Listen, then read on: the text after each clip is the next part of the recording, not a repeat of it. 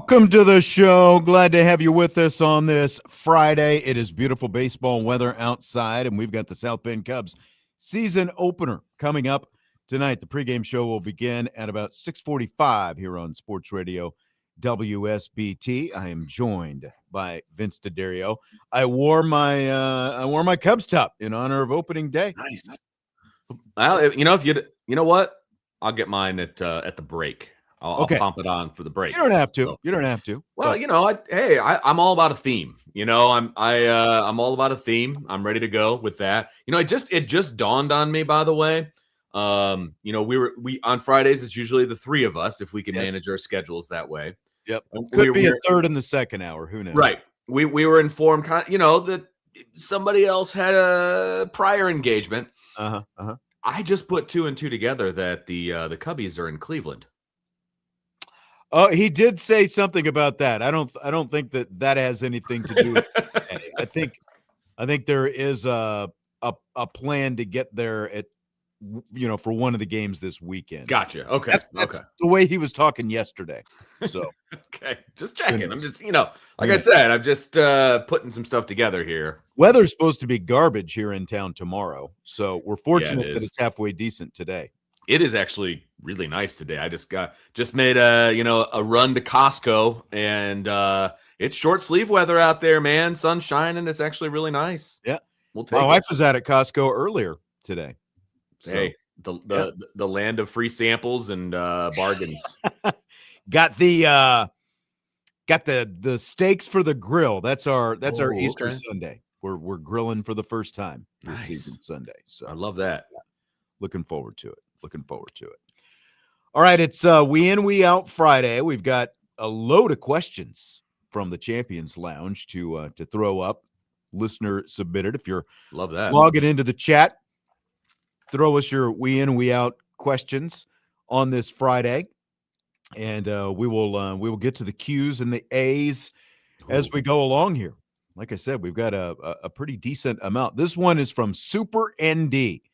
Says the Joyce will be like the inside of a funeral home next year during the men's hoop season. The administration and donors won't step up because they're done with Shrewsbury and they don't want to eat his contract yet. Vince, are you in or out on that one? Well, I'm like, I don't think that they're out because of Shrewsbury. Like, I don't think that's the issue. And I feel very confident in that.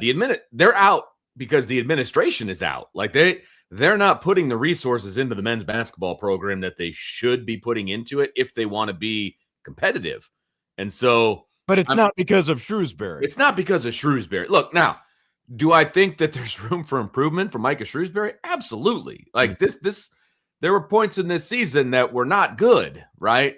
And if he didn't have a 7-year deal, I think the conversation would be on the table as to whether he's coming back. The problem is he's been here a shorter period of time than he's got left on his contract. Like they're just not going to eat 4 years of a 7-year deal. Yeah, that's what's crazy when you think about it. Right. He's been here for 3. He still has 4 years left on the contract. And that is just an insane amount of money. Yes. Again, it doesn't have anything like what the roster budget, NIL budget, whatever you want to call it is for Notre Dame men's basketball has nothing to do with who the coach is or how they've done the last few years.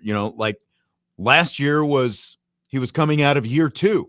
Yeah. And they didn't sink very much money into it. I think that the situation, like if you flip this around, I think the situation, like when you look at what basketball is and the money that you have to put into your roster to both attract transfer portal guys or gals, depending on which side, because really it's not that much different, whether it's men's or women's. But like for him specifically, I don't think the situation that he finds himself in is probably what he thought he was walking into when you talk about how much a budget is going to be for an ACC basketball program. Let's not forget, like they've been in the ACC for well more than a decade at this point.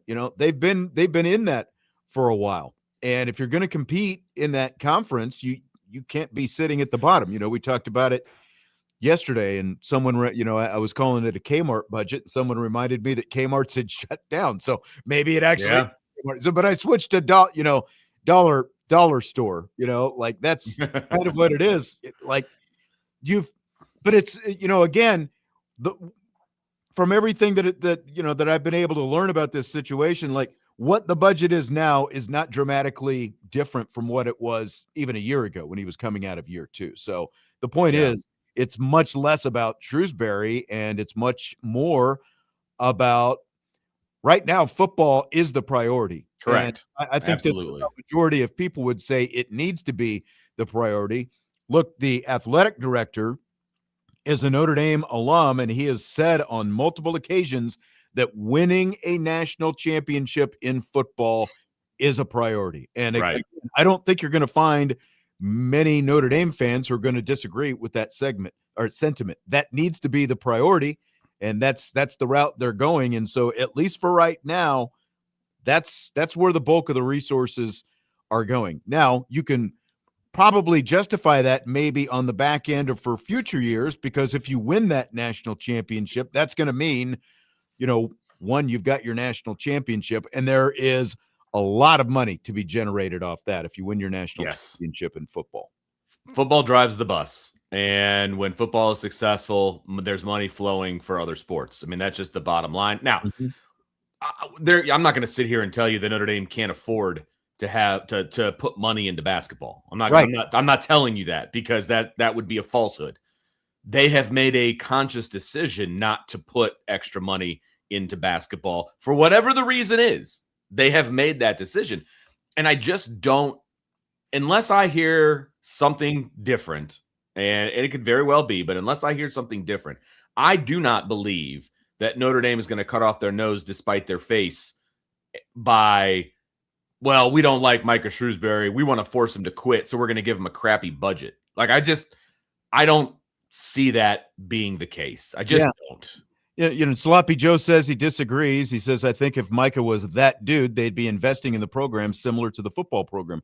You're entitled to your opinion, sure, Sloppy Joe. Yeah, but absolutely. That's not the case. That's just because. So why weren't they investing in it a year ago when he was coming out of year 2 and Marcus Burton had some injuries last year, or year 1 for that matter, when they hired him in the first? You know what I mean? Like, there has not been a direct, a big time contribution to basketball, and it's been on both sides, right? I mean, the women and the men, and maybe you can speak more clearly to the women's side than I can, but I mean, from the men's side, we've got pretty good sources that are telling us that they're dealing with guys who are on Notre Dame teams making X amount, transferring to another team and making 7-8 times that amount for the exact same role. Right. Like that's the reality that Notre Dame is facing right now. And if you're that player, if you're player X, who happens to be a rotational type player, and you have an opportunity to make 7-8 times what you're making, and you're not going to play in the NBA, like that ship is not a thing. And if you can sit down there, look yourself in the mirror and realize, okay, well, now's the time to make this money, why would you stay?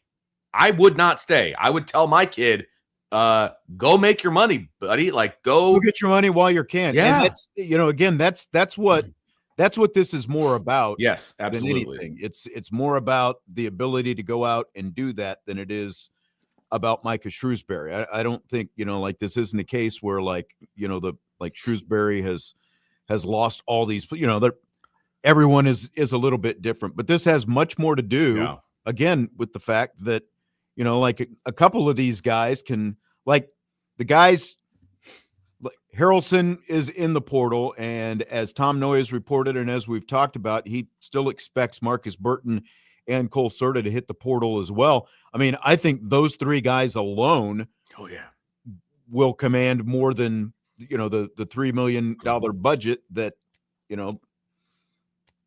the entire Notre Dame roster is made up of. Oh, I think they'll go way over that, to be honest with you. And you can't spend your entire budget on 3 guys. You have to get an entire roster together. I mean, that's just the reality of it. And look, I'm also not going to sit here and say that Micah Shrewsbury has nothing to do with these guys leaving. Okay. I just don't think it's the majority of the reason that these guys are leaving. Is that fair? I agree with that. Okay. Yeah. Yeah. And I'll just go ahead since we're on the subject of this, because Played Like a Champion, who's a diehard Notre Dame women's basketball fan, says, we in or we out. Notre Dame women's basketball will have significantly more dollars to invest in portal players this offseason compared to last offseason. I've got to be out on that. I don't think it's going to be significantly more. I just it would be great if that were the case, but again, based on things that I'm hearing, I don't think it's going to change significantly. So again, the priority is football, and that's going to it is just gobbling up the vast majority of everything right now. So I do not expect women's basketball to have a greater investment in portal players. The first priority is Hannah Hidalgo, and oh yeah, retaining her. That is priority number one, and then essentially whatever you've got left is going to go to what comes from out of the transfer portal. And the thing to remember, they need a post player. They really need a post player. They were able to bring in a couple last year, and there was one pretty significant post player who ended up going elsewhere because of the next question that Played Like a Champion is talking about. He says Notre Dame women's basketball is poised to get more flexibility and help getting transfer portal players through admissions than in prior years.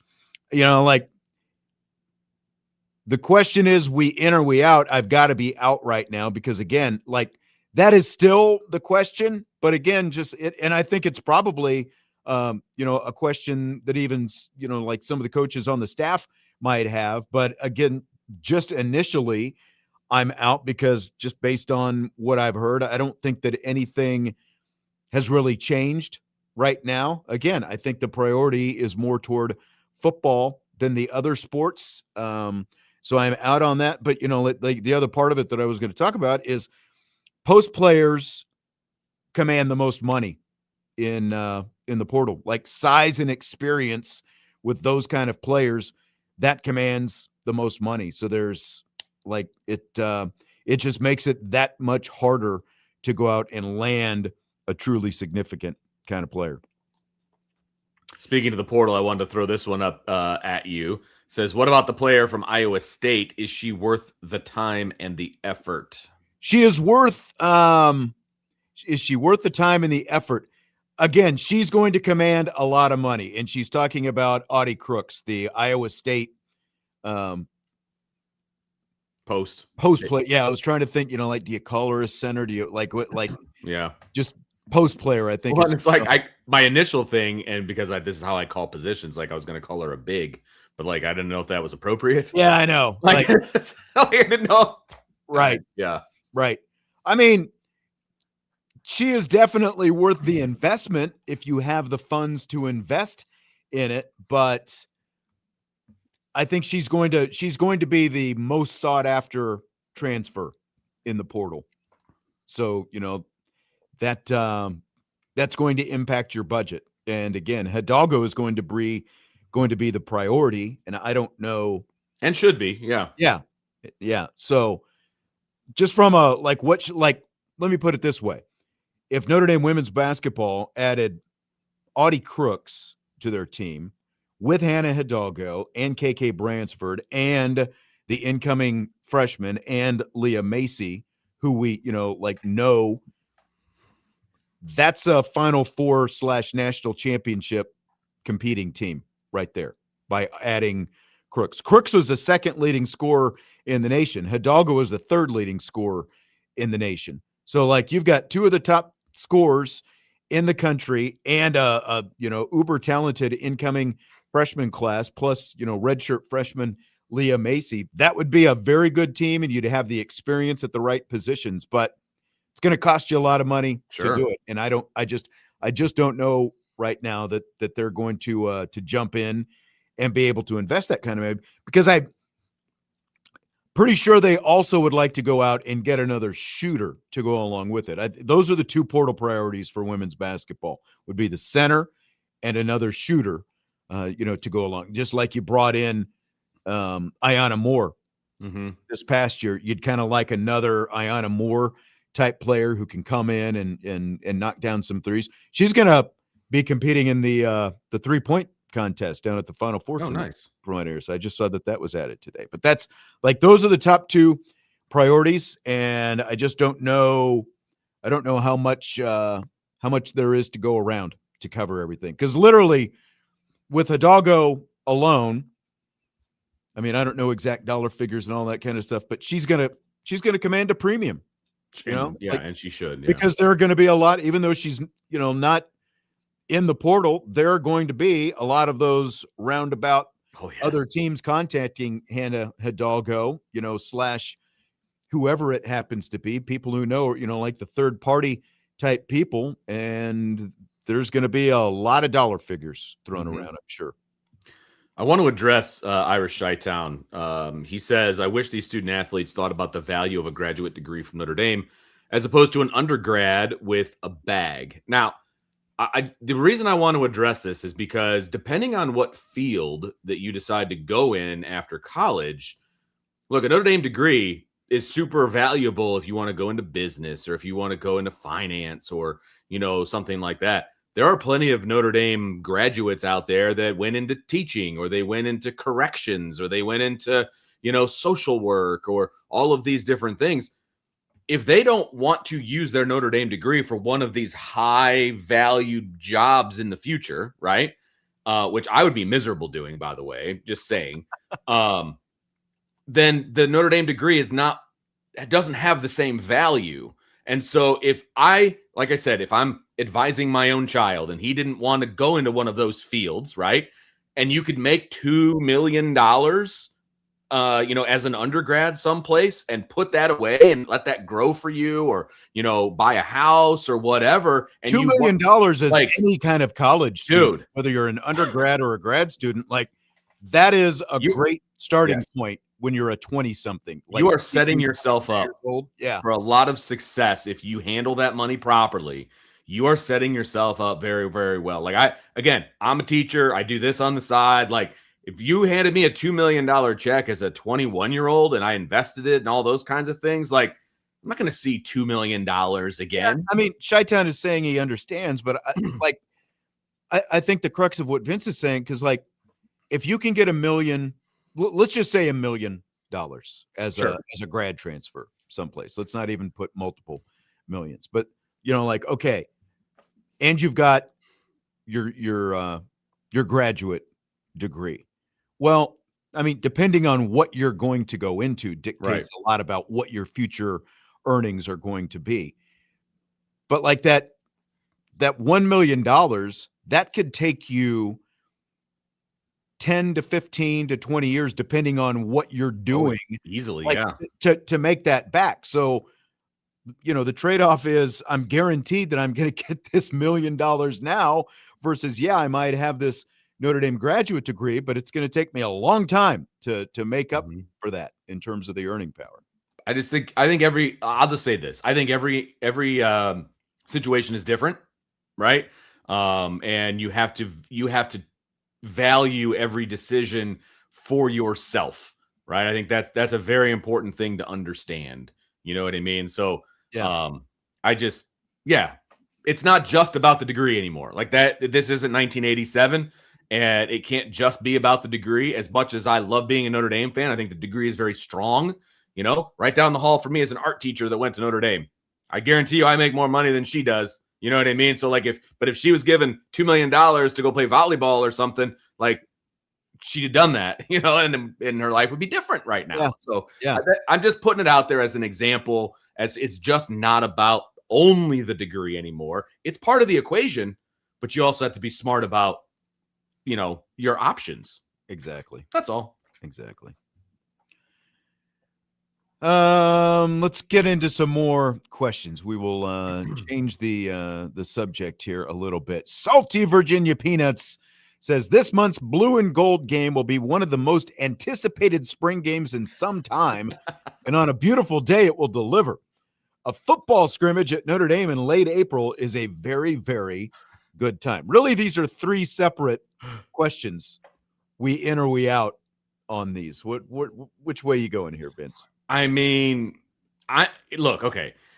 I will say it is one of the more anticipated spring games in the last few years for sure, because you've got an established quarterback. I think you're going to see some fireworks from the offense, no matter what's going on, but you're also going to see fireworks from the defense, depending on how they set it up and the scoring and all those different things. So I would say it is the most anticipated spring game in some time. I'll give it that. Is it? Really? The bar is low. There's no quarterback competitions. I feel like last year's was more fair. anticipated than this year's, honestly. That's fair, because we wanted to see what everybody had, and I think we got exactly what we saw, or what we anticipated, I should say. I don't know. I think we're going to see more offensive fireworks in this game than we saw in last year's game. But again, I'm saying the bar is set fairly low because spring games are fairly boring when it all comes down to it. You know what I mean? Like it's a practice in the stadium is what it is, you know? So saying that one is more exciting than the other is a very small step for me. Yeah. Now, it'll be one of the most anticipated. I'm reading the question here again. One of the most anticipated spring games in some time, and on a beautiful day, it will deliver. It would be great. I have no idea what the weather forecast is 22 days from now. Like April in northern Indiana, it's snow for all we know. So I can't literal flip of the coin. I can't be in on a beautiful day. Who knows what the weather is going to be? Literal flip of the coin. Like beautiful today, it might snow on Sunday here. You know what I mean? Like that's where we're at, man. And as far as the last part of this one, it said it'll be a very, very good time. That I can guarantee you. I'm in on. Good time no matter what. We get to watch Notre Dame football players suit up inside Notre Dame Stadium in April. That's always a good time. And we get to do the radio broadcast for the first time in a long time, which I'm really looking forward to. And it's always a good time when I am in the middle of a Steyr sandwich. You know, we're gonna have a great time calling the game on 96.1 FM and anywhere else you get your Notre Dame football. But it's going to be fun. Like a lot of food is going to be consumed. A lot of football is going to be watched, and we will be deep into the rosters. Yes, I'm in on all of that. Salty says April 25th, very late in April. The odds are very good for a beautiful day. I don't know about that, man. I think the odds are 50-50 for a beautiful day. Yes, 1,000% yes. Because it is South Bend, and you just don't know. We've been over there multiple times when it has been snowing in late April in South Bend. You used to coach in the spring. I used to coach in the spring. April is a grab bag for what you're going to get from a weather standpoint. And you could get 3 seasons in a day. That's where we are. And it could be beautiful the day before the game and garbage the day of the game, or vice versa. You just don't know. You just don't know. Yes. And that's what the weather has been doing really for probably 3 weeks here in town. It's like you don't flip a coin. You don't know. We've had 80s already. We've had 60s. We've had 20s. We've had a beautiful day one day and then 3 inches of snow the next. I mean, that's just true. I mean, and we're used to it. So, here we go. And it could rain, it could sleet, hail, whatever. All of the above. Yep. All of the above, my friend. Let's take a break. When we come back, we will tackle more we in, we out Notre Dame football questions. And I think there might even be some more basketball in there as well. We'll do that when we return. Budweiser's Weekday Sportsbeat with IrishBreakdown.com.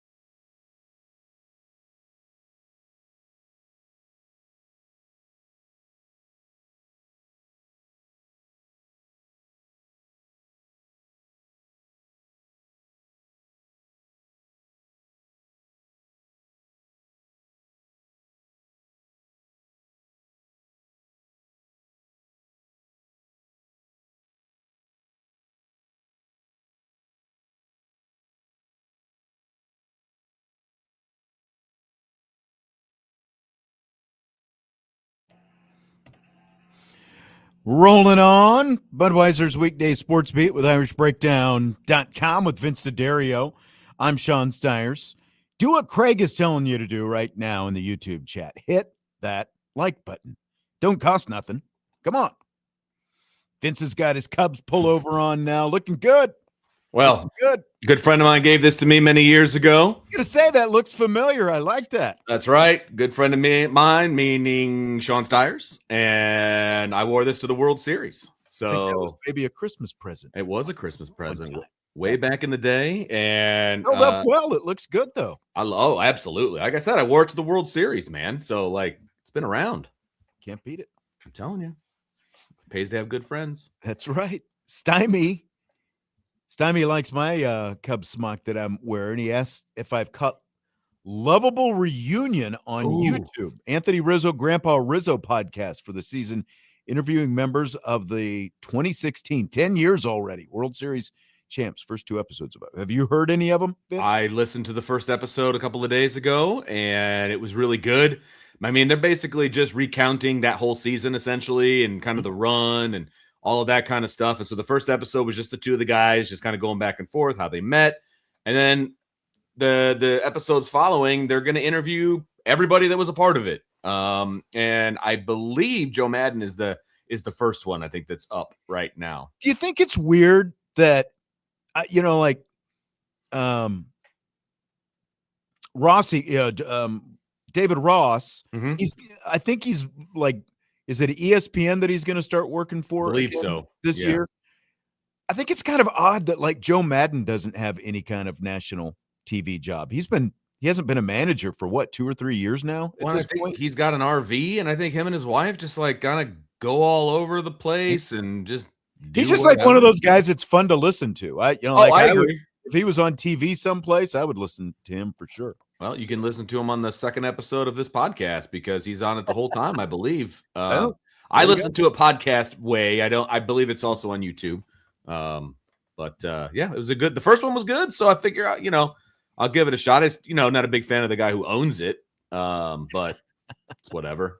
Can't have everything. Can't have everything. That's right. We are answering Notre Dame football and basketball and whatever else questions in, we out fashion today. These are submitted on the Irish Breakdown Champions Lounge and the premium boards. If you're in the YouTube chat right now, whether it's irishbreakdown.com or Sports Radio WSBT, you can submit yours as well.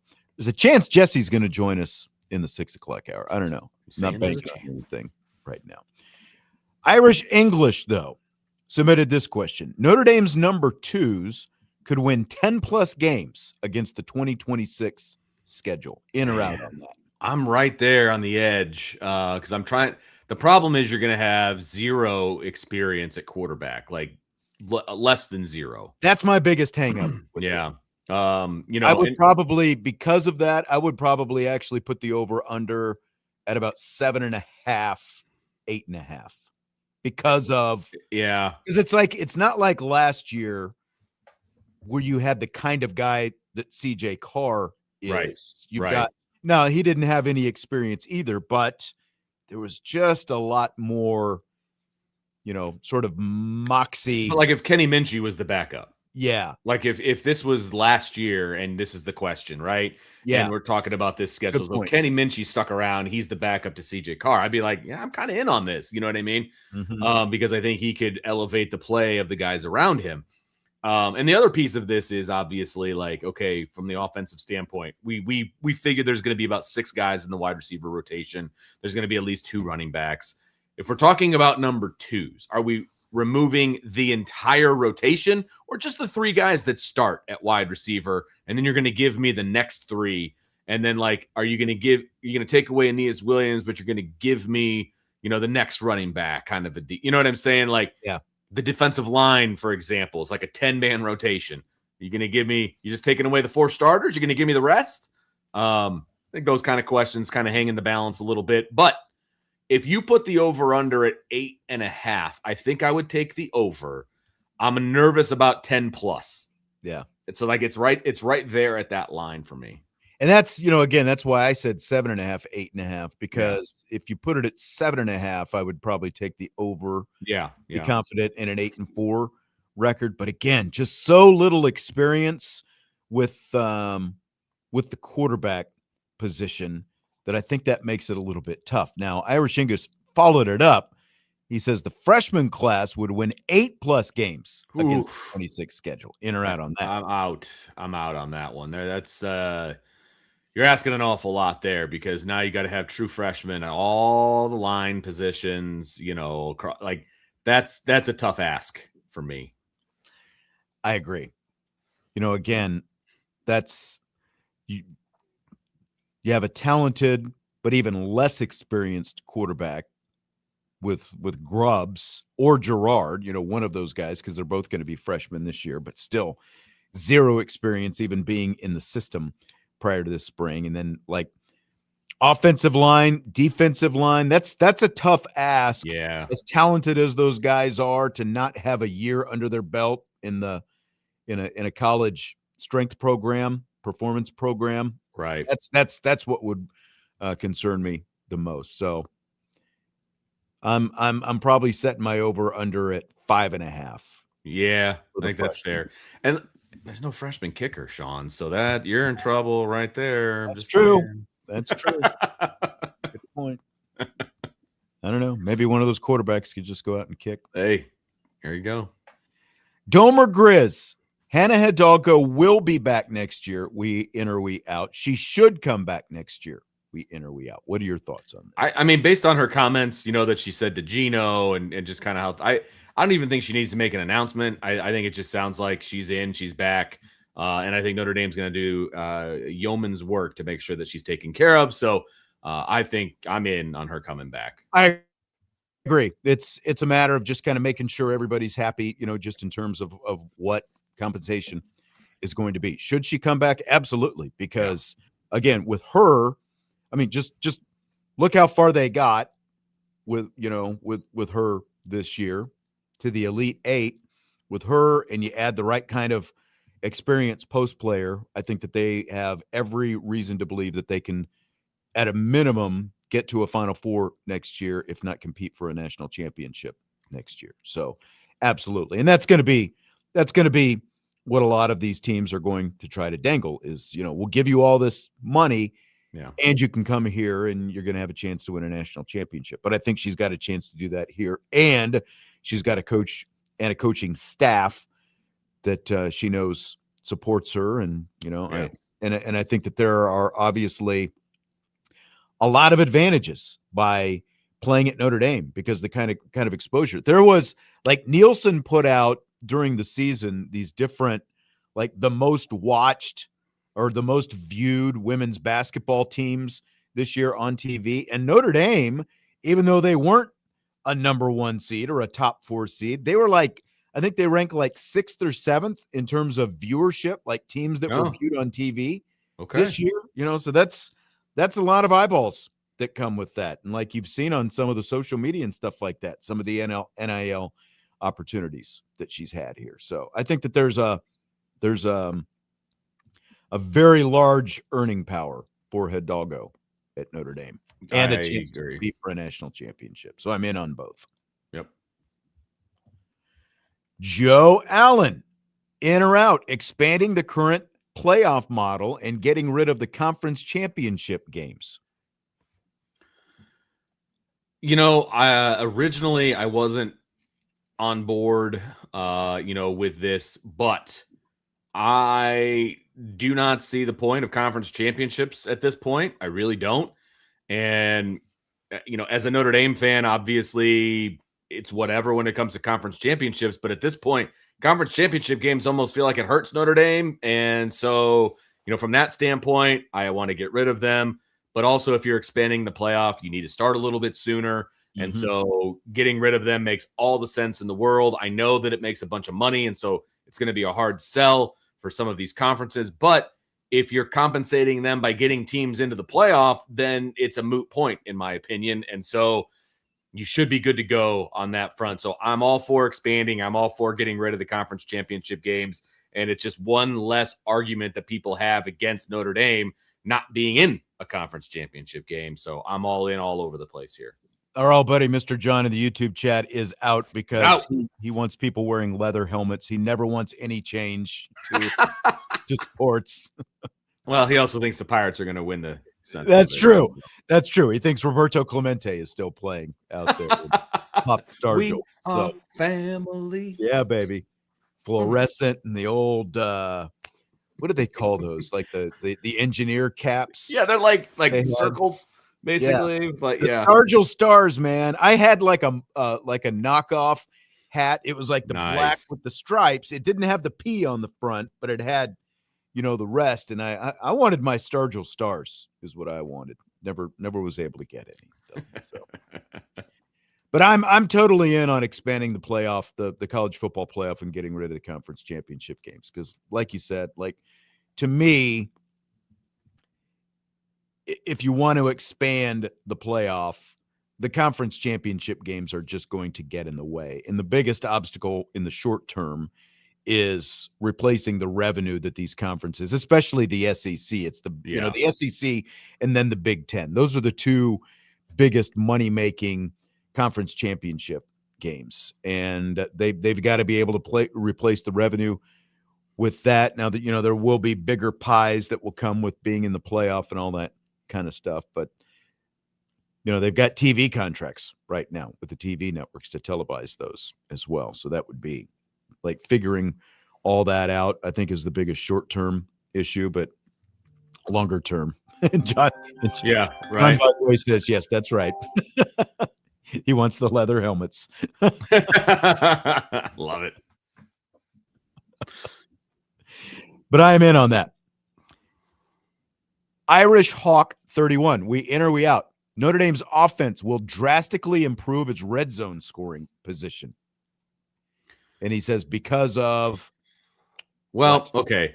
So I guess drastically is tough because I need numbers. You got to give me numbers. What is your definition of drastically? I know that is obviously, God, you know what? Stop calling me. I know that it is an issue and it's something that they're trying to figure out, and it's going to be better. I will say that I'm in on it's going to be better. I just don't know if I'm in on it being drastically better. That's it's a funny word for me. That's the key word here, I think. Yeah, I think it'll be better. Just how much better will it be? I think it'll be better because of I think the offensive line will be better this year. Not that it was poor last year, but I just think it will be better. And I also, one of the things, I think the headline for CJ Carr was CJ Carr is out there looking at Matthew Stafford, he's modeling Matthew and he's looking at Matthew Stafford. Well, one of the things that he was specifically looking at was Matthew Stafford under center and some of these other quarterbacks under center and what they look like under center. And I think that can help them in those situations by doing more things under center as opposed to shotgun. There's more options. I think it makes play action more effective when you're doing things from under center as opposed to in shotgun. So if they're actually sticking with that and they do more of that stuff under center, I think that opens up more pages to the playbook and gives them more options. So I'll be in on better. I won't go so far as drastically better. Yeah. I mean, that's just tough. You know what I mean? And having CJ Carr coming back for a second year, having a more dynamic wide receiving core, all of those things I think are going to help the situation. So yeah, I mean, I'm in on that part, but drastically is tough. Yeah. He also asks, in or out, CJ Carr doubles his passing touchdowns without Jeremiah Love and Jadarian Price. All right, StatCast, what were his touchdowns last year? Do you know? 24 touchdowns. He's not going to have 48. So I'm going to go. Brady Quinn has the single season record with 37. He's not going to go to 48. I would. No. Where would you say? I'm thinking the over under probably needs to be around Quinn's number, as in. I think that's fair. Either 35, 36 and a half, 38 and a half. Does he tie it or top it? Oh man. I mean, he's got a chance. Here's the problem, right? I guess my biggest issue is I think there's going to be a lot of blowouts, and I think he's going to be sitting a lot of fourth quarters. And so I think there's going to be a lot of opportunity that he's not going to have to Right. throw touchdown passes, to be honest with you. Hold on a second. Ty, come over here. Come over here. Uh-oh. Go ahead, Vince. Go ahead. I've never seen Ty before. I don't know if we're Slide in here. There he is. Oh my gosh. That's everyone's favorite.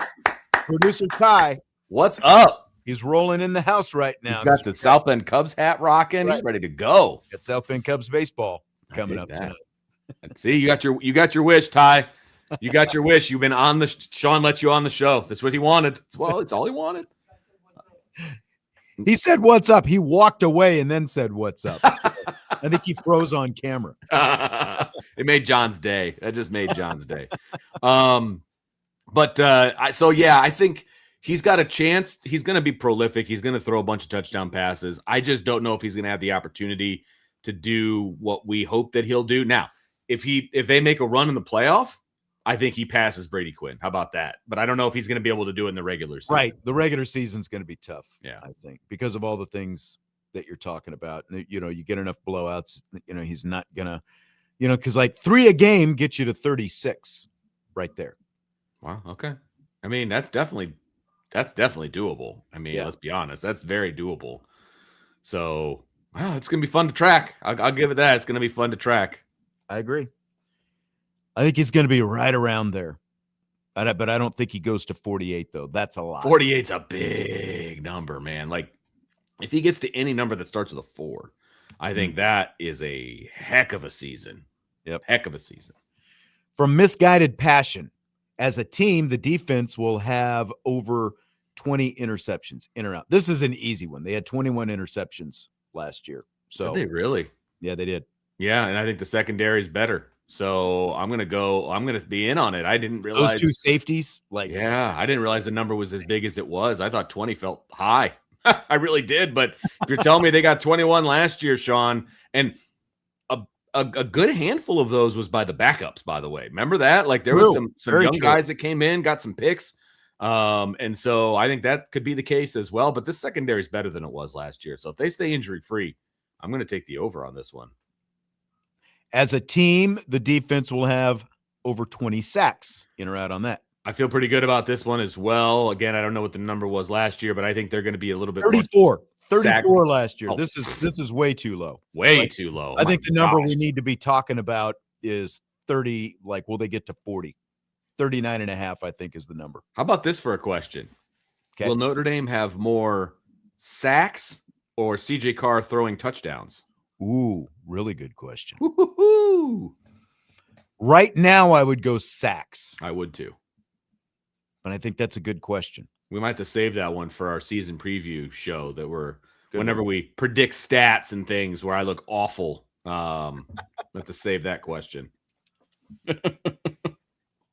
Let me scroll to I'm going to write that down so I don't forget. Death, taxes, and me just overdoing some stats. Way overboard. Son of Donald, we in or we out? God invented whiskey so the Irish wouldn't rule the world, then invented Marcus Freeman to give them a chance. Wow, that is a deep question, first of all. And who am I to speak ill of the Irish and their whiskey? So I'm not even going to go down that road, but the fact that Marcus Freeman could give the Irish a chance to rule the world, I'm going to be in on this because I like the question. I do too. This is a great question. I got to go in on that. Yeah. Because, I mean, like, what else has kept the Irish from just dominating everything, right? Love it. That's fantastic. Right whiskey where I whiskey. Right whiskey I cry. All right. Another one from Son of Donald. In or out, Notre Dame is more likely to win the Natty, have a Broyles Award winner, and the #1 overall draft pick than 9 total All-Americans. I'll be in on that because 9 total All-Americans is a very large number. I mean, you're talking about, like basically 4 from each side of the ball plus 1. So that's tough. 9 is a big, big number. And so I think the other one is more likely to happen. I mean, you've got a current Broyles Award winner on the staff. He's won the award already, and Mike Denbrock. If Notre Dame has the offensive output that I think that they have a chance to have, I think he's got a great chance of winning that award because a lot of times it goes to a coordinator of a national championship or somebody in the mix. And I think that We all expect Notre Dame to be there. And they're the pick on FanDuel to win the national championship. And I think if CJ Carr decides to come out and he has a season we think, he's going to have a great chance to be the number 1 overall pick. So I like that side more than I do the 9 total All-Americans. Ooh, Joe said four from each side of the ball and a kicker. Oof, no. He's out, though. I'm making no predictions on a kicker. I mean, I just think I think, if we're looking at this, because you're saying it's one or the other, 9 total All-Americans is just a lot. That's a lot for any one team to have. And I mean, they've got a legit chance to have a number 1 overall pick because they've got a quarterback who's that kind of guy. Like that's who typically goes at the top of drafts is a quarterback, and they've got a guy who can be in the conversation for that. Like if you have a national championship type season, more likely than not, you're going to have one of your coordinators that is at least a finalist for the Broyles Award. And they've got a team and a roster, starting with the coach on down, and the fact that they've got a quarterback who can lead them there. They're going to be in the conversation for a national championship. So I'll go in on this. Better chance to do all that than have 9 All-Americans, I think. Another one from Son of Donald. In or out? All the King's horses and all the King's men couldn't put the Seminoles back together again. In other words, Florida State wins 4 or fewer games this season. I didn't look at their schedule. Well, yeah, we're good at Florida State.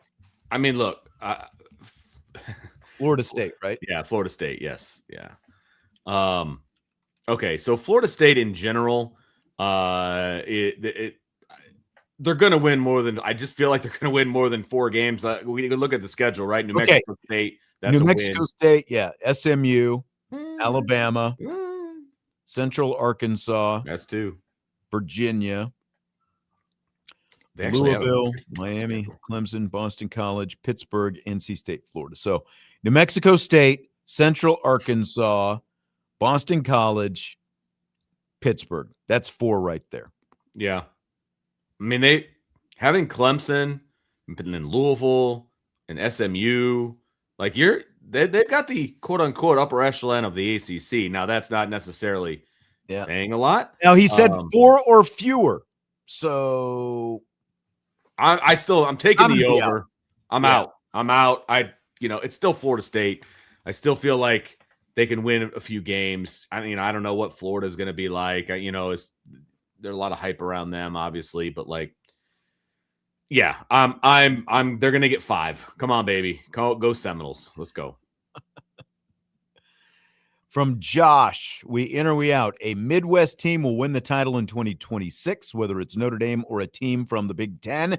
And once again, there will be no SEC team in the title game. It's been quite a run for the SEC and not the way that they would like. And obviously the Big Ten has been on quite the run as far as winning national championships, having 3 in a row. We've got to stop this Big Ten thing. And so yes, if it's not the Big Ten, then it's got to be Notre Dame. So, as far as a Midwest team winning it. And on that. So I'll be in on that part. I think the odds are that the SEC gets a team back in the champ, because they're going to get the most teams in the field. Always do. Yeah. Always do. And whether they deserve it or not, they always get the most teams in. And, you could even make the argument right now, look, Big Ten's better conference, but the Big Ten is better up top. Like they're not a better conference top to bottom, which I think people miss a lot when talking about the Big Ten. They miss that a lot. We keep trying to point it out, but that is very missed. They're very, very top heavy. Yes. I mean, there are so many teams in the Big Ten that are just dog water.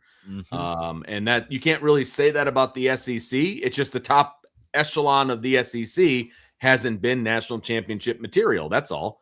And so they're just deeper. I mean, trade any SEC schedule for any Big Ten schedule. And I think every SEC team would be like, yes, please. Like, I just feel like that would be the case, Yep. Yes, indeed. From Adam, just got one in or out. Notre Dame will have a 1,000-yard wide receiver. And if so, who? I've got to be out on the 1,000-yard receiver. It's been so long. I think it's been going on 7 years now since they had their last 1,000-yard receiver. And I just feel like it's much more likely that we have a handful of guys having that maybe 800-yard range type of thing. So I am out on the 1,000-yard receiver. Someone really wants to talk to Vince today. Is it anyone I know? Well, it's my eldest, Oh. and I told him I was doing a show, but he's in his own world, and Could be an emergency. Has he texted it could be. you?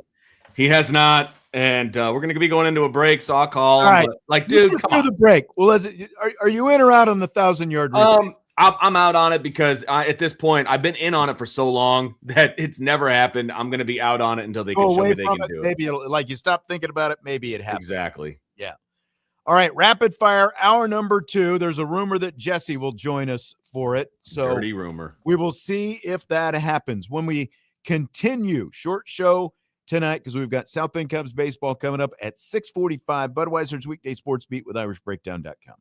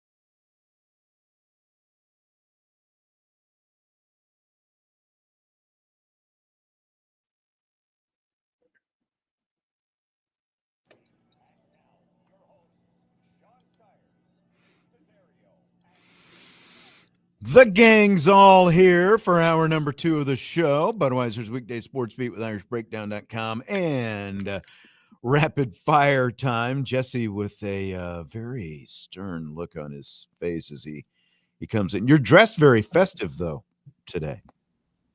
My last day at work. You should be happier about that. No, I now know why the Cubs, you guys wore Cubs stuff and jinxed this whole day. Hold on a second. They literally just went down like 30 seconds ago. Yeah, but their best pitcher is probably going to have Tommy John surgery at this point. So how is that our fault? Because that guy never wears Cubs stuff. So I don't know what's going on today. I don't know what you're talking about. He's talking about me. He's talking about. Then this was 10. Your mother bought me this for $10. That's why I'm wearing this, and it's South Bend Cubs season opener today, like 40 minutes from now. Then the only time you need the White Sox to lose, they go on and win a game somehow. So it's a weekend, and I'm kind of fed up with baseball already, to be honest. I think you've kind of got Brendan King hair today, is what you've got. So. Speaking of the South Bend Cubs, he'll be bringing you the call here on the old radio. It is literally April 3rd. Don't be fed up with baseball yet, okay? I'm very fed up. Come on now. The White Sox absolutely ruined my day today. The White Sox? Yes. Them winning that game cost me serious sums of money. Okay. All right. Well, it went to extras, and you bet on the Blue Jays, so that's on you. Blue Jays are good. The White Sox are like a single-A baseball team. The South Bend Cubs could beat the White Sox. What you get for wagering on the White Sox? Basically. They're 4-3. To lose. I picked them to lose. Well, it's a wild card team. Like they're a wild card. You don't know what you're going to get with them. All right. Let's talk some football instead of Jesse's wagering history. Like, should be a good day, but he just comes in here all wound up and red hot. Some teams, we've got the blue gold game coming up in 22 days, and you will hear said game right here on Sports Radio WSBT. These three chuckers will be calling it for you. You'll hear it on Sirius XM radio as well. Some teams have eliminated their spring game or gone to an alternate format in the spring. Should Notre Dame keep the blue gold game as is? Should they do something different? Should they get rid of it completely? Jesse, we haven't heard you talk about anything worthwhile yet, so we'll just start with you. Yeah, I can't wait to take the charge on this. I need everyone to just shut up and stop complaining about this. It's a spring football game. The format is what it is. I'm sorry if it bores you. I'm sorry if it's not the most entertaining thing in the world, but it's not for you. It's for Notre Dame to understand where they are going into the season, understand where the depth chart is out, and they need guys to go out there on the field and compete against one another. So, I think the teams that are canceling the spring game, okay, fine. You might not need that game to evaluate your players on the field, but it's just cowardice. Like, can we have some tradition in football? Can we just play the spring game and not have to jumble everything up? I don't mind the format. I don't think you need to introduce new special like drafting and techniques and stuff to amp the game up, because the game isn't for the fans. It's for the team to develop. So my PSA is over. It's a football game. Why are we trying to change how we play a meaningless spring football game? I just want to retort. Jesse came in hot. Yeah, I just want to retort to literally everything that he said, because first of all, overall, I agree with Jesse that they should not cancel the spring game. The spring game is something that should happen. Where I will disagree with Jesse is that it is a 100% for the fans. It's for the fans because there's accessibility and affordability, of course. But, yes, so that's why it should still happen. But it's not meaningful football. Like, the fans, it's not even really meaningful care. football for the team. Like, I they're disagree. meaning. Oh, I completely disagree with you. Then you've obviously it rattles out the depth chart. It rattles out who's going to transfer, probably. There's no more spring transfer portal. So yeah, doesn't matter. And no one is winning or losing a job during the spring game. They could win or lose a job during the Jersey scrimmage, which is the week prior.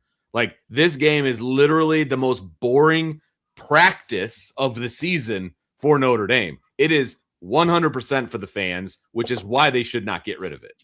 Right. That's where I'm at.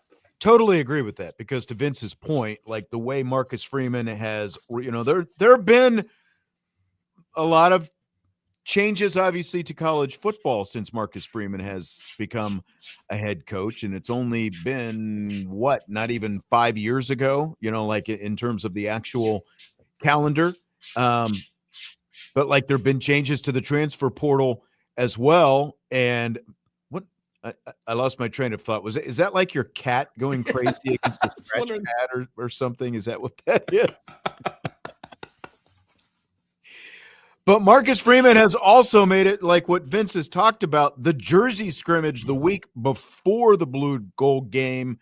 That has become, like, for the team itself, that has become much more important than the actual blue gold game itself. But the blue gold game is one of those traditions. And by the way, you also have a TV contract that says, that is, part of what comes with the NBC contract is that blue gold game goes on Peacock, so that's kind of part of it as well. So you've got to have something, but the jersey scrimmage the week before is the more important thing. And so I agree, like the blue gold game is literally both for the fans and also to an extent, like the TV partner is part of it as well. So I don't think they should get rid of it though. I think that the big thing that I'll agree with Jesse on is like so many of these coaches are scared. Yeah. Because, you don't want to show your third string tackle out there and stuff like that. It's like, if you can't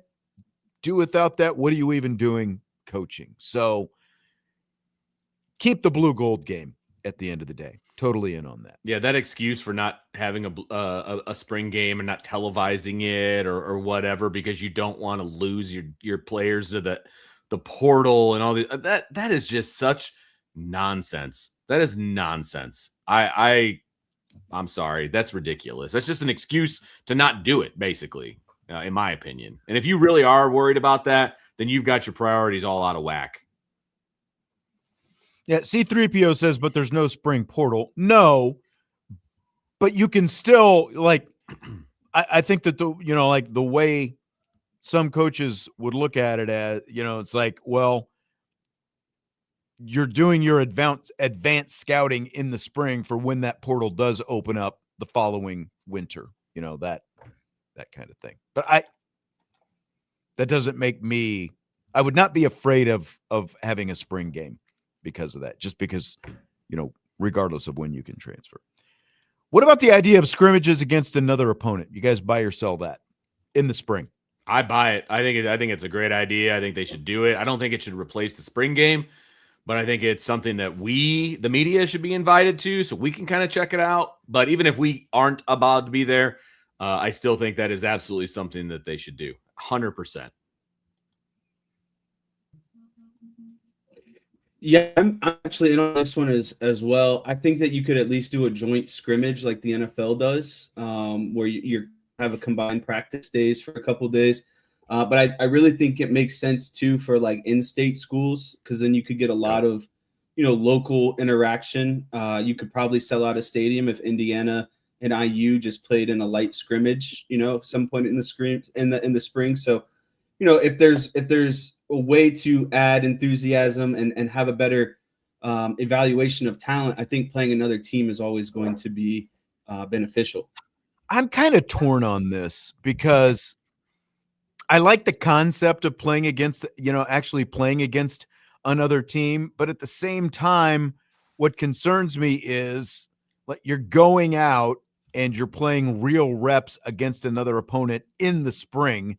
And so, you're risking the chance that, some doofus on the other team is going to go overboard and, deliver a blow on your best, you would probably put the red jerseys on the quarterbacks and, still continue to make them untouchable. But, like all of your other number one guys out there are at risk. That's the only thing that kind of gives me pause about like doing it at a time where it doesn't matter. I do like the idea of having teams being at like some kind of controlled environment, controlled scrimmage type things where you can actually have better evaluation of your guys. But the only thing that concerns me is, again, you're playing against an actual opponent and you can't control what those guys are going to do when you're out there. I would hope that people aren't out there intentionally injuring, opposing players and things of that nature. I mean, it's always hard for me with the injury thing because it is football, and injuries are a part of the game. And the first time somebody gets injured, though, everybody's been like, "I told you we shouldn't have done this." Right, because even in a blue gold, even like the traditional format, you're still tackling guys. You're still making cuts. And at regular practice as well. I mean, you've got to Jesse's point about guys trying to earn roster spots or depth chart spots. You got a third string guy, tackling Jeremiah Love low. You know what I mean? Trying to make a play. He doesn't necessarily do it out of malice intent, but does it. And then Jeremiah Love gets hurt, and I purposely use Jeremiah Love because he's not on the team anymore. Because I don't want people to think I'm predicting things, but I'm just saying, like, it can happen against your own team as well. So I understand where you're coming from, though, Sean. Big time, like, injuries scare the crap out of me when it comes to it, but it's like, eventually you got to be like, hey man, it's football, and you just kind of have to just let the football gods decide who gets injured and who doesn't. You know what I mean?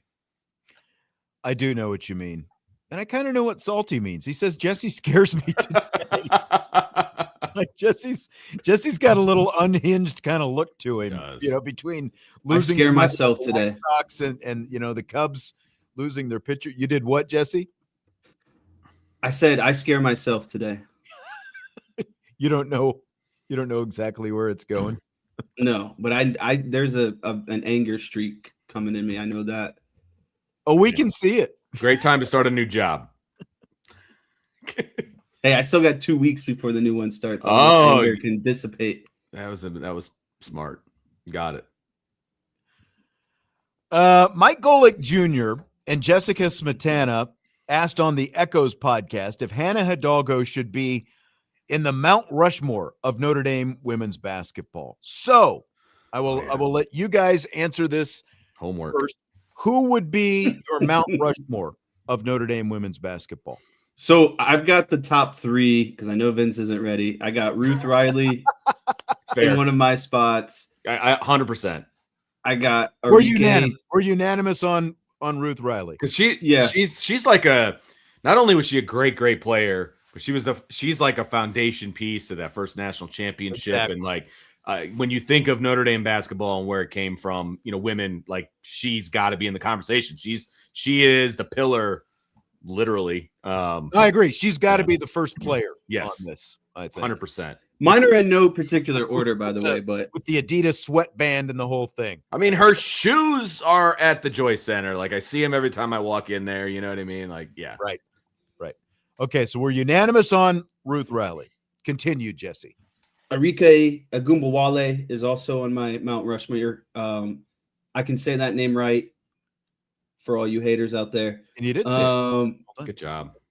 She's an all-time, I think, point scorer still, as well as she didn't single-handedly win Notre Dame a national championship, but those shots those two back-to-back games and game enders. And I was thinking about this, Vince, when someone in the mailbag the other day somebody asked the question about like where that shot for UConn ranked among like all-time finishes.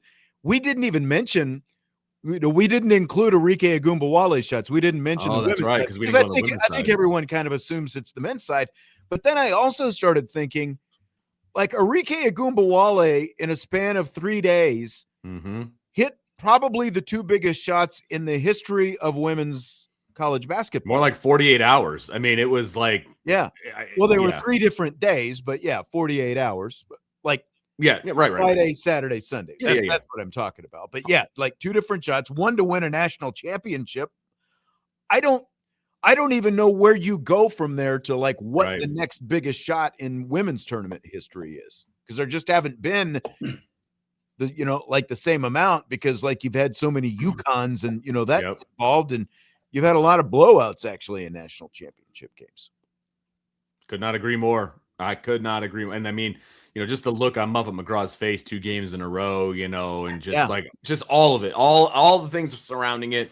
Those were massive. And yes, she had an amazing career at Notre Dame, but it's almost like you take those 2 shots and that puts her on this list. You know what I mean? Because like they don't win a national championship if it's not for her. They don't. Exactly.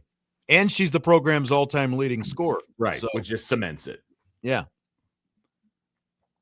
So we're unanimous on those 2. We're unanimous on Ruth and Enrique. Yeah. Yep.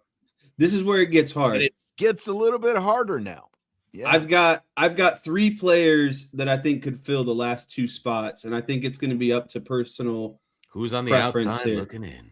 I personally believe Breonna Turner belongs on this list because she's the all-time blocks and rebounds leader in Notre Dame history, and I think you need diversity.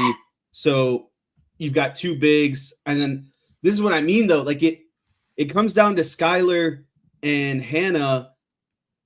Because Breonna deserves to be on that list because of what she did as a big. It's hard to compare the big to guards, but Skylar and Hannah deserve to be on this list too. So it's like, again, I've got 3 players for 2 spots.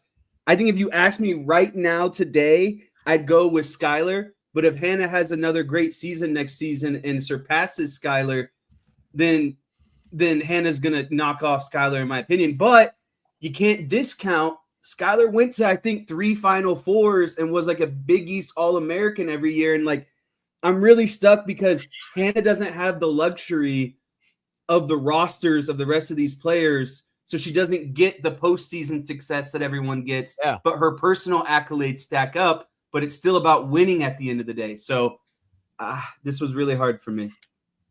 Right now, Hannah's number 5, and I think that's where I'm going to end at. Okay. With the potential to every finish. time you touch your forehead or your temples, you look like your head's going to explode. So, but that's where I think Hannah's going to finish ahead of Skylar when it's all said and done. I like all your rationale there. Now, like, here's the other part of this, though. I didn't say it had to be players. Oh, look at you with a riddle. Doesn't Muffet McGraw need to factor into all of this as well if it's the Mount Rushmore of Notre Dame women's basketball? That's a mean riddle. Because if you are including coaches, of course she does. I mean, of course. And then it makes it even harder in terms of who you're leaving off this list. So if you're going to do that, then we got the 2 that we all agree on, and then I'm putting Skylar Diggins in there, and that's my 4. If we're not putting the coach in there, I'm actually going to go Jewel Lloyd as my 4th. Okay. And with Hannah knocking on the door. And a lot is going to ride on what she does with the team next year, like what kind of team success they have next year, because I think she's going to knock down a lot of records going into next year and throughout next year, coming back for her 4th year. And I think that might get her into that 4th slot. But, right now, I like Jewel Lloyd. She's 2-time All-American, one of the most prolific scorers in school history, and, led the Irish to multiple championship game appearances. So I'm on the Jewel Lloyd bandwagon. So give me your final 4. I've got to make an announcement here really quick. The South Bend Cubs game tonight has been canceled because of the playing surface. But there is still going to be a pregame show. So we're still going to be done at the same time, because it was supposed to be the first game. I think they want to kind of set things up for the weekend and that confused. Kind of thing. Okay. So no game tonight. But still a pregame show. But Brendan King, who I'm sure is of better mental state right now than Jesse, will low bar. And I think Tyler Reedy will be over there with him as well. So we'll still be exiting in about 15 minutes, but there won't be a South Bend Cubs game, unfortunately, tonight. I mean, I timed the Bruno's Pizza for the end of the show at 6:40. There will still be fireworks, is what I'm told as well. You had me worried that everything was going to be all jostled up, so I appreciate that. So it's not a pregame show because there's no game, but it's more like a South Bend Cubs show. Oh, yeah. Just a show. Yeah. Preseason show. Okay. So I'm sorry. I sort of missed the last part. So where are you on this, Vince? So I'm Ruth Riley, okay. Enrique Gumbawale.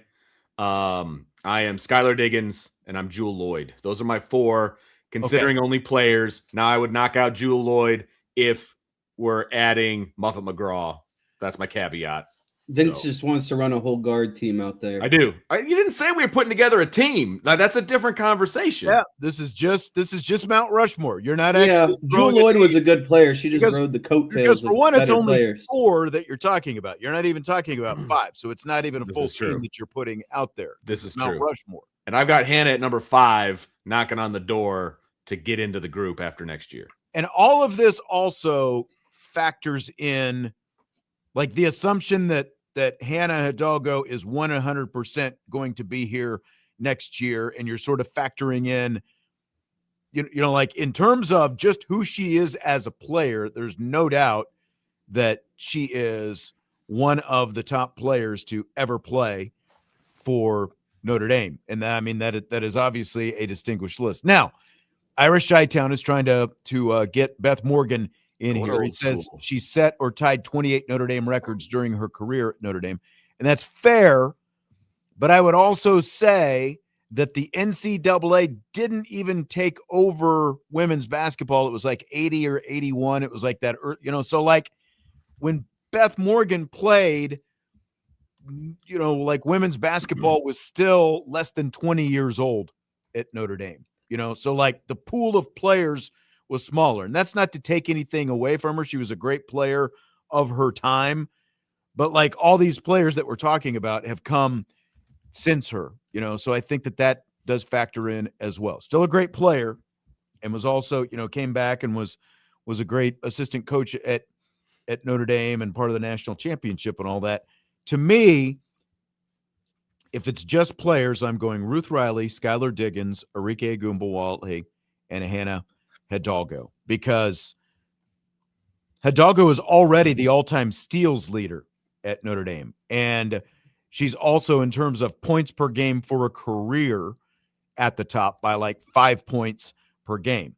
And coming back next year, she'll end up passing Agumbawale to become the program's all-time leading scorer. Now, what is she absent? She's absent Final Fours, national championships that you guys have talked about. But she's also going to be, as a 5'6" guard, she's going to be in the top 10 in rebounding when she's all done by the end of next year. So like all those things weigh in her favor. Where I struggle, though, is Muffet has to be on this list. So it's Muffet, Ruth, Skylar, and then who you knocking out, Agumbawale or Hannah Hidalgo? That's the tough call to me. And I don't honestly know how to answer that right now. What'd you say, Jess? Sorry, I'm letting my connection come back here a little bit. It was lagging. I just can't believe the lack of love for Brianna Turner from this panel of people. The blue ribbon panel. She is 6th all-time in points, 1st all-time in rebounds, and 1st all-times in blocks. And she's not sniffing any of your Mount Rushmores? I understand what you're saying, but like Skylar Diggins, for example, led the resurgence of the consistency of the program, you know, like the string of Final Fours, and that, you know, that like she didn't win a national championship, but she, like after Ruth Riley, it was the Skylar Diggins led team that went to a Final Four again 10 years later and really laid the foundation in terms of the sustained continued excellence of the Notre Dame women's basketball program. I get what you're talking about with Bree Turner, because she was a part of that run as well.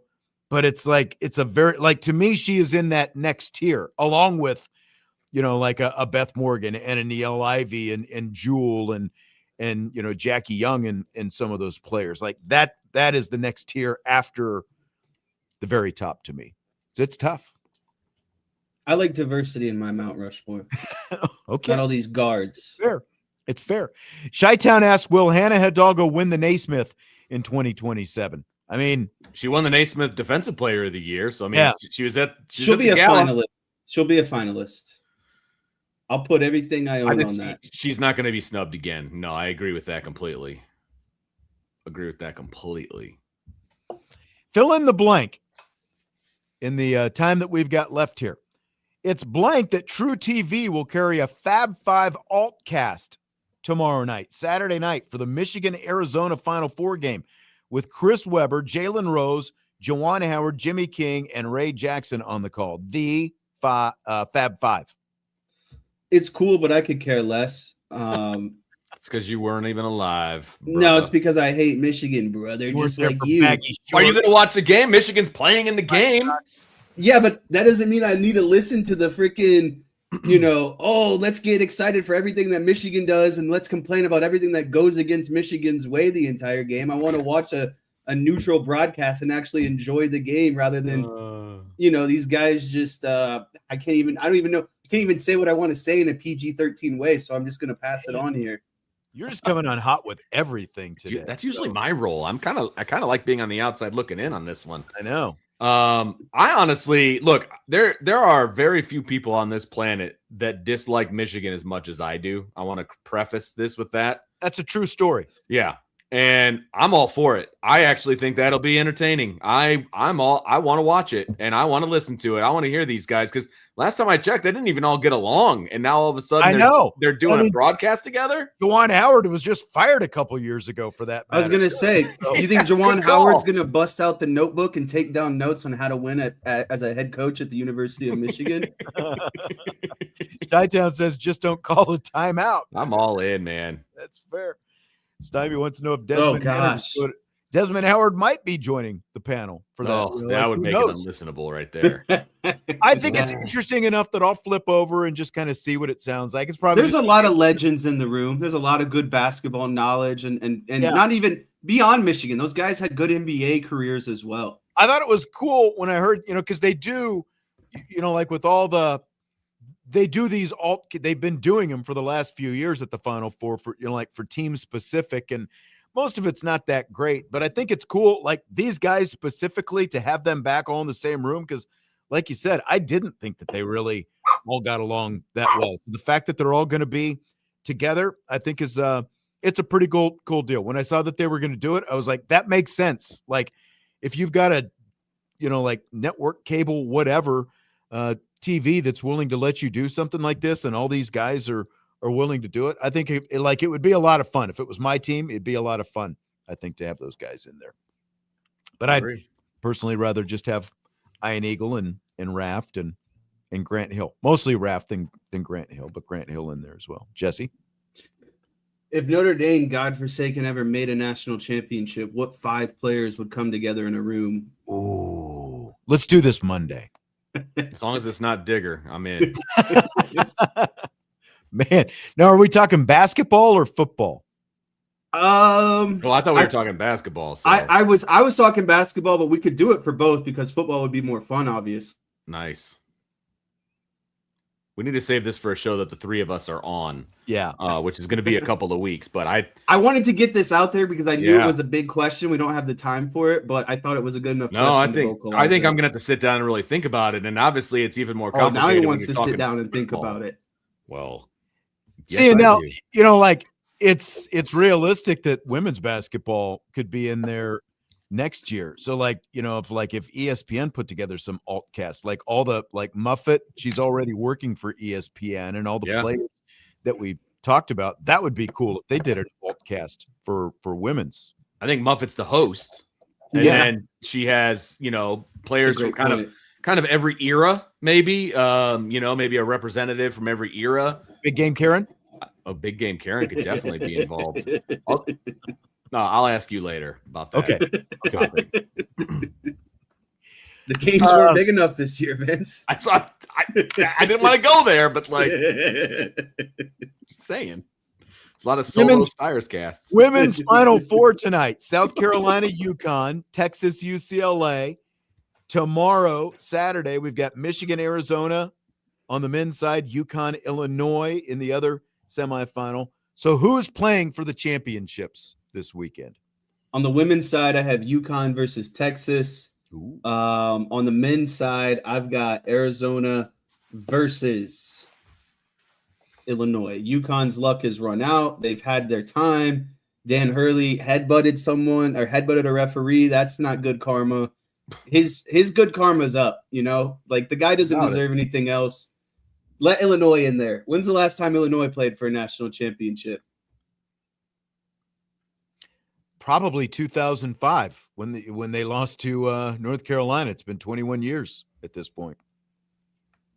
Give me Arizona and Illinois. That's a national championship where you're like, that's just cool. You know, there's no Duke, North Carolina, UConn, UCLA, like just some Arizona and Illinois have some roots in basketball, but they're not like traditional blue bloods by any mean. Who you got, Vince? So on the women's side, I've got UConn and Texas, with UConn winning. And then on Saturday, I am going to go Arizona, UConn, and I'm going to go with the double UConn win. Oh, yeah, I know. I don't want it to happen. I'm just saying that I think that's what will. I think Arizona wins the whole thing. That's how I'm leaning as well. I will be rooting for Arizona. I want to be clear. I'll be rooting for Arizona. Okay. I think I just don't know about UConn. It just feels like their karma is back now. I know. I'll be rooting for Eastern Europe to take it over, though. I think but I've got Arizona, Illinois, Arizona winning it all, which would be kind of crazy if the former Gonzaga assistant coach wins the national championship before, Mark Few and that would be hilarious. I know. But he's staying put. He's not going to North Carolina, is the report today. And then on the women's side, I've got UConn, UCLA. In my bracket, I picked UCLA to win it all, so I'm sticking with that. You guys both have Texas, though. Is that just because they look so dominating against Michigan last week? It's because that's who I have in my bracket, and I'm sticking with it. That's where I'm at. Of course. Of course. That's it. That's what I got. So I'm going to go with it. Go hook them. I was impressed with Texas's physicality. I didn't think that they would be able to match up the size, and they handled Michigan, and UCLA also has a good amount of size. So I'm not as fearful for Texas anymore. Yeah, I still think that UCLA, there was a strong case for them to be the number one overall seed, because if you look at all the quad one wins they had during the season, they played a really tough schedule. And I think that they are the more tested team. But, hey, the games are coming up tonight, so I guess we'll see who it is. I've got UCLA winning it all. That might just be a pipe dream, but that's what I've got. You got any money on any of this weekend, Jesse? What kind of question is that? No. Really? Not the answer I was anticipating. The White Sox have really pissed me off. That's what you get for putting any kind of faith in the White Sox, either to do poorly or well, by the way. Just any faith. What do you mean? All they do is lose, except the day I need them to lose. Well, this is why you don't touch a team like that. Exactly. Do you guys want to know how they lost? It's baseball. We've got 1 minute, so if you can get ahead. it in about 30 seconds, go ahead. Extra innings. White Sox got the tying run on third base in a 1-run game, 2 outs. Buddy decides to drop down a bunt, and he beats it out for a single to tie the game. And then on a throwing error, he goes to second. Next guy gets a single. White Sox win off a freaking bunt with 2 outs and extra innings. Small ball, baby. All right. Well, that's going to do it for tonight. Jesse's misery is everyone else's fortune, I guess. So everybody else's entertainment, that's for we sure. will have Final Four men's basketball coming up this weekend here on Sports Radio WSBT. Again, South Bend Cubs baseball canceled tonight, but we've got a little bit of a South Bend Cubs baseball show on the way, and what was supposed to be the season opener here tonight. Enjoy your weekend. Happy Easter. We will talk to you Monday on Budweiser's Weekday Sports Beat with IrishBreakdown.com.